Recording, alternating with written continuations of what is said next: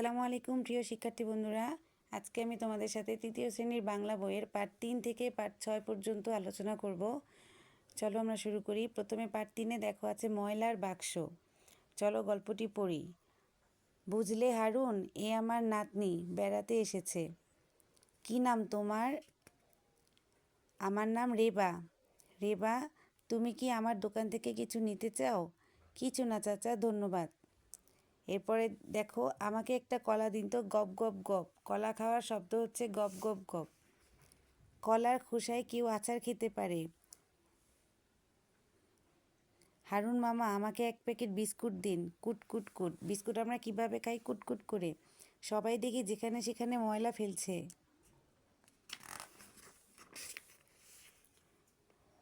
হারুন মামা, আপনি কি 2টা বাক্স দিতে পারেন? কেমন বাক্স? কাগজের বড় বাক্স, আরেকটা কলম লাগবে। তারপর দেখো এখানে সে কিছু বানাচ্ছে। এই বাক্সে কলার খোসা ফেলতে হবে আর এই বাক্সে অন্য ময়লা ফেলতে হবে। আমাকে একটা কলা দিন হারুন চাচা। খোসা ওই বাক্সে ফেলো খুকি, ওটা ময়লা ফেলার বাক্স। বাক্স? ময়লা ফেলার বাক্স? আমরা এরকম আমাদের ময়লা প্রতিদিন আমরা নির্দিষ্ট জায়গায় ফেলবো। একটা বুদ্ধি পেয়েছি। খানিক পর খাও। দারুণ কাজ হয়েছে, আমার দোকানের সামনে আর নোংরা হবে না।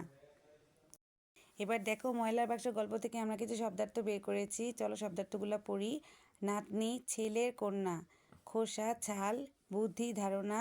দারুণ, সুন্দর, নোংরা, ময়লাযুক্ত। এরপরে আমাদের অনুশীলনে একটা বামডান দেওয়া আছে, আমরা বামডানের উত্তরটা পড়ি। যেখানে সেখানে থু থু ফেলবো না। রাস্তার একপাশ দিয়ে হাঁটবো। বেঞ্চে বা টেবিলে লিখবো না। পেন্সিল কাটার ময়লা ঝুড়িতে ফেলবো।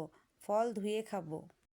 এবার দেখো পাঠ 4-এ এখানে আবার পড়ি কার চিহ্ন। আমরা জানি কার চিহ্ন হচ্ছে 10টি। আকার, হ্রস্ব ইকার, দীর্ঘ ইকার, হ্রস্ব উকার, দীর্ঘ উকার, ঋকার, একার, ঐকার, ওকার, ঔকার। নিচের বর্ণগুলোর সাথে কার চিহ্ন যোগ করে শব্দ বানাই। এখানে যেমন ক আছে, কয়ের পিছনে আকার লাগিয়ে কি হয়? ক আকার কা। তারপরে রসিকার লাগিয়ে ক, হ্রস্ব ইকার কি, দীর্ঘিকার লাগিয়ে ক, দীর্ঘিকার কি। এভাবে সবগুলো বর্ণের সাথে তোমরা স্বরচিহ্ন লিখবে পেন্সিল দিয়ে বইয়ের মধ্যে। তারপর এখানে দেখো উপরে কিছু শব্দ লেখা আছে, দেখে দেখে নিচে দাগ দেওয়া জায়গায় পেন্সিল দিয়ে লিখতে হবে। এবার অনুশীলনী, বর্ণ সাজিয়ে শব্দ লিখি। অনুশীলনীতে কিছু এলোমেলো বর্ণ আছে, আমরা এগুলো সাজিয়ে লিখি। প্রথমটা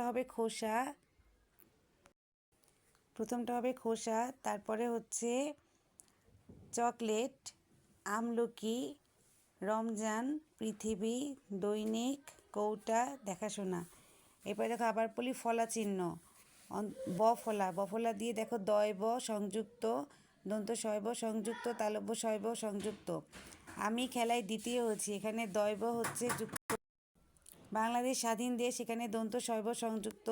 বিশ্বে নানা রকম মানুষ বাস করে, তালব্য শয় সংযুক্ত। তারপর দেখে দেখে পেন্সিল দিয়ে লেখাগুলো আমাদের লিখতে হবে। তারপরে ফলা, দন্ত শয়ম সংযুক্ত, দয়ম সংযুক্ত, তয়ম সংযুক্ত। আমরা শহীদদের স্মরণ করি, এখানে হচ্ছে দন্ত শয়ম সংযুক্ত যুক্তবর্ণ। দিঘির জলে পদ্ম ফুটেছে, এখানে দয়ম সংযুক্ত। তারপরে আত্মীয় এসেছে বসতে দাও, এখানে তয়ম সংযুক্ত। তারপরে নিচে স্মরণ, পদ্ম, আত্মীয় আমরা দেখে দেখে সুন্দর করে লিখব। এরপরে হচ্ছে অন্তস্থ জফলা, জফলা, দন্ত ন জফলা, অন্তস্থ জফলা। আয় বুঝে ব্যয় করি, জফলা। তোমাকে ধন্যবাদ, দন্ত ন জফলা। অপরকে সাহায্য করি, অন্তস্থ জফলা। তারপরে পেন্সিল দিয়ে সুন্দর করে দেখে দেখে আমরা এই শব্দগুলো লিখব। শূন্য র ফলা, এখানে গয়র ফলা, পয়র ফলা, বয়র ফলা। পৃথিবী একটি গ্রহ, এখানে গয়র ফলা এক যুক্তবর্ণ। প্রতিবেশীর সাথে মিলেমিশে থাকি, পয়র ফলা হচ্ছে যুক্তবর্ণ। তীব্র শীত পড়েছে, এখানে বয়র ফলা হচ্ছে যুক্তবর্ণ। এরপরে পেন্সিল দিয়ে গ্রহ, প্রতিবেশী, তীব্র, এগুলো আমরা সুন্দর করে লিখে দেখে লিখব। এবার দেখো পার্ট 6-এ আমাদের কিছু সাংকেতিক চিহ্ন দেওয়া আছে। এই চিহ্নগুলা আমরা যখন রাস্তাঘাটে আমরা চলাফেরা করব বা যেখানে এই চিহ্নগুলো দেখব আমরা বুঝে যাব এটার অর্থ হচ্ছে এটা বোঝানো হয়েছে। প্রথম দেখো লাল গোলাকার ডায়মন্ড আকারে একটা আকৃতি দেওয়া আছে, এটা হচ্ছে থামি। তারপরে এটা হচ্ছে রিক্সা চালানো নিষেধ, হর্ন বাজানো নিষেধ। এটা সাধারণত দেখবে স্কুল বা হসপিটালের সামনে এরকম হর্ন বাজানো নিষেধের সাংকেতিক চিহ্ন দেওয়া থাকে।